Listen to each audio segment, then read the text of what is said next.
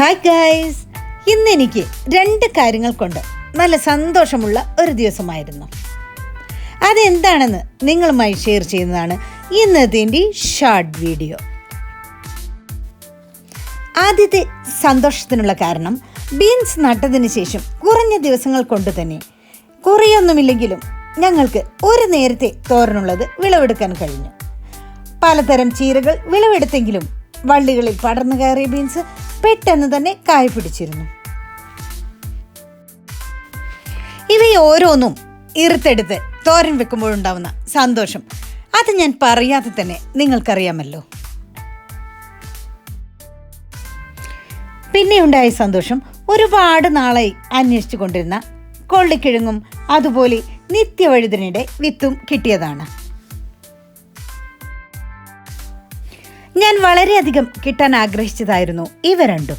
എൻ്റെ കസിൻ സിസ്റ്ററിൽ നിന്നാണ് ഇത് കിട്ടിയത്. നട്ടിട്ടുണ്ട്, ഇനി മുളച്ചു വരട്ടെ. കൊള്ളിക്കിഴങ്ങ്, പൊതക്കിഴങ്ങ്, നനക്കിഴങ്ങ് എന്നെല്ലാം പേരിൽ ഇത് അറിയപ്പെടുന്നു.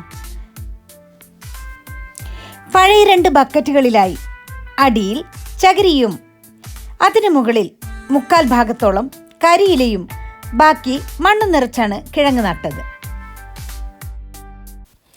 ഈ കാലാവസ്ഥയിൽ ഇതുണ്ടാവുമോ എന്ന് എനിക്കറിയില്ല, എന്നാലും ഞാൻ ട്രൈ ചെയ്യുന്നുണ്ട്.